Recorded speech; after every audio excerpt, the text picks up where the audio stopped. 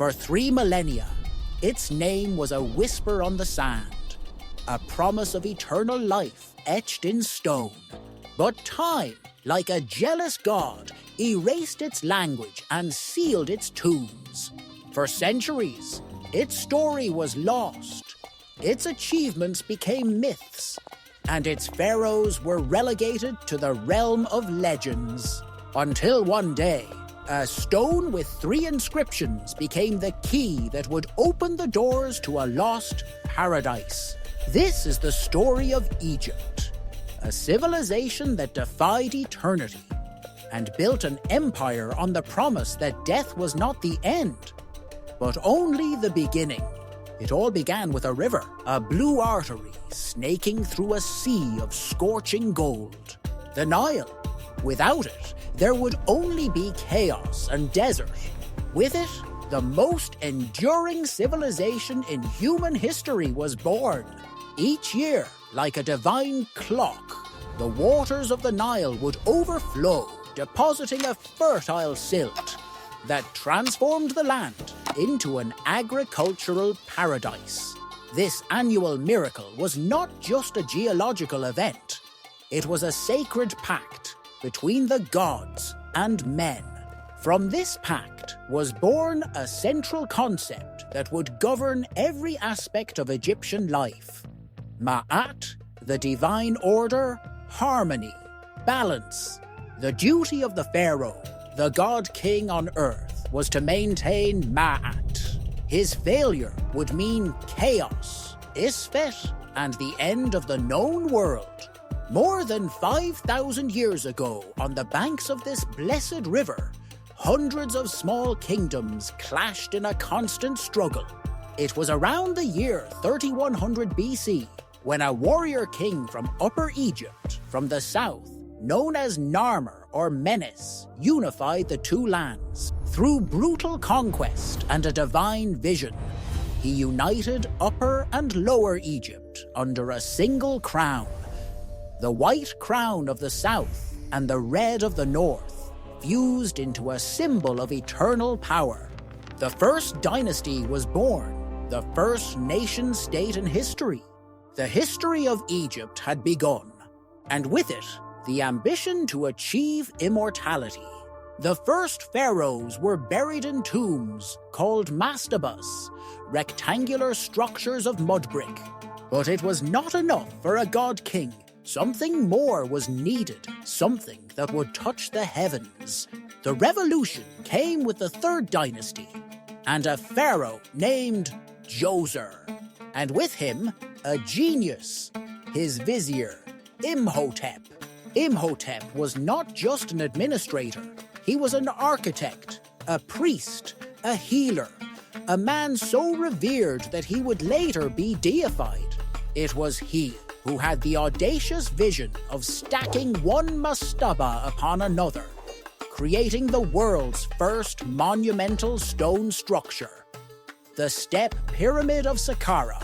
It was a staircase to the sky, a path for the pharaoh's soul to ascend and reunite with the gods. Imhotep had unleashed an obsession with eternity in stone. This obsession reached its peak in the 4th dynasty, the age of the great pyramid builders. On the Giza plateau, 3 pharaohs would carve their names into history forever. Sneferu, father of the great dynasty, perfected the form, building 3 pyramids and perfecting the design of smooth sides. But it was his son, Khufu, known as Cheops to the Greeks, who committed the grandest act of arrogance and devotion of all, the Great Pyramid of Giza. For 3,800 years, it was the tallest man-made structure on Earth. 2.3 million stone blocks, some weighing up to 80 tons, transported from distant quarries, cut with astonishing precision, and assembled without mortar. How did they do it? The answer remains shrouded in mystery. A combination of human ingenuity, a workforce of tens of thousands of highly organized peasants, and an unshakable faith in the afterlife. Beside it, his son Khafre, Shepron, built his own pyramid, slightly smaller but set on higher ground. And next to it, the enigmatic Sphinx, a silent guardian with the face of a pharaoh and the body of a lion, an eternal question carved in rock. The son of Khafre, Menkaure, Mycerinus, completed the complex with a more modest pyramid. Together, these three structures are the purest manifestation of the power and faith of the Old Kingdom, a time when Egypt was a self-sufficient, isolated and absolute power, ruled by pharaohs considered living gods. But no empire lasts forever under the sun. After more than 500 years of splendor, the central power of the Old Kingdom crumbled. The pharaoh's authority weakened, local rulers gained power, and chaos, Isfek, threatened to devour Mayat. The first intermediate period began, a dark age of famine, civil war, and despair. Tomb inscriptions from the time speak of an inverted world, where the poor become rich and the rich become poor. It was a test of fire for Egyptian civilization. But from the ashes of chaos, a renaissance emerged. About 4,000 years ago, a series of powerful pharaohs from Thebes in the south reunified Egypt once more. The Middle Kingdom was born. It was an era of stability, prosperity, and an unprecedented cultural flourishing. Art became more realistic and delicate.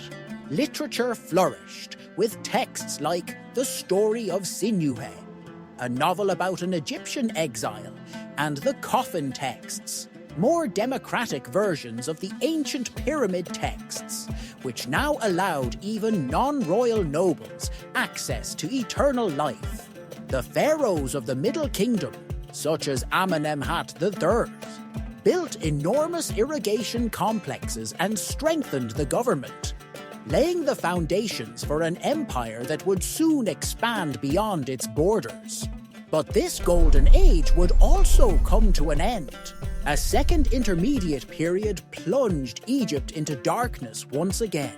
And this time, the threat came not from within, but from outside. A mysterious people, the Hyksos, rulers of foreign lands, took advantage of Egypt's weakness and conquered the Nile Delta. They used war chariots and bronze weapons, technology superior to that of the Egyptians of the time. For nearly a century, the Hyksos ruled from their capital in Avaris, a humiliation for the people of the Nile. But this period of oppression would forge a new type of Egyptian, a warrior. Liberation came from the south. Ahmose I, a pharaoh of the 17th dynasty of Thebes, expelled the Hyksos and reunified Egypt once more. But this time, Egypt was changed. It was no longer an isolated and peaceful nation. It had become a military power. The new kingdom began, the most glorious, expansive, and powerful era in Egyptian history. The empire, Egypt, went out into the world. The pharaohs of this era were not just builders, they were conquerors. Amenhotep I, Thutmose I, who took Egypt's borders beyond the Euphrates. But it was a woman who dared to claim the pharaonic throne for herself. Hatshepsut, as regent for her young stepson, Thutmose III. Hatshepsut gradually accumulated power until she declared herself pharaoh. She depicted herself with all the male attributes of the office, including the false ceremonial beard. Her reign was peaceful and prosperous, focused on trade and monumental construction. Her most famous achievement was the trading expedition to the mythical land of Punt, from which she brought incense, myrrh, and incense trees. Her mortuary temple at Deir el-Bahari is a masterpiece of architecture.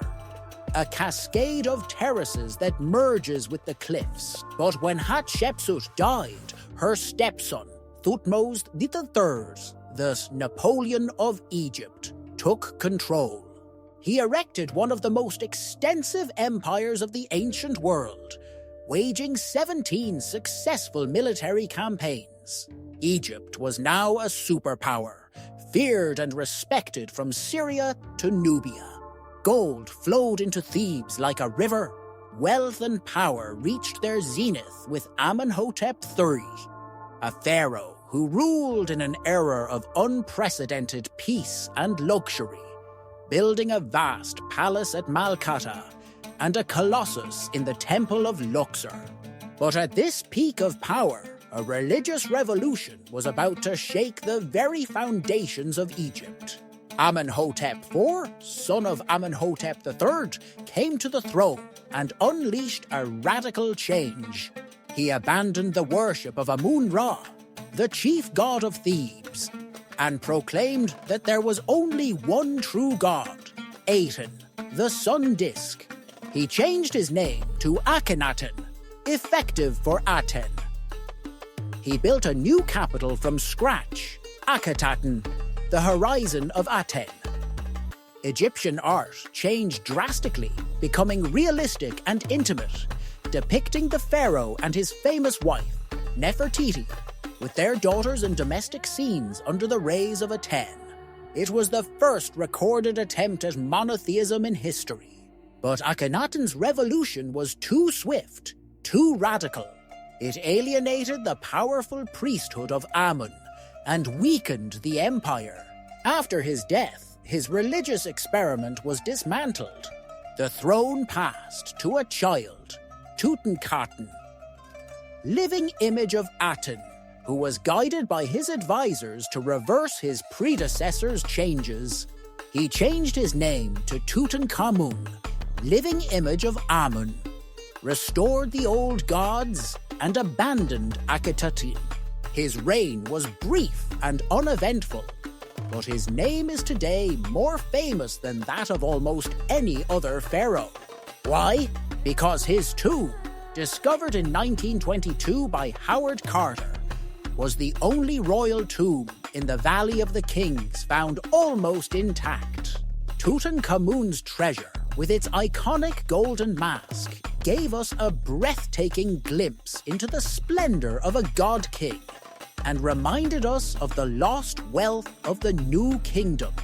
The true Colossus of the New Kingdom, however, was yet to come.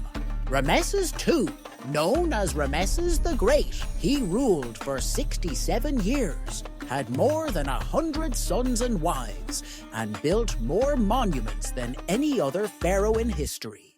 He was everywhere.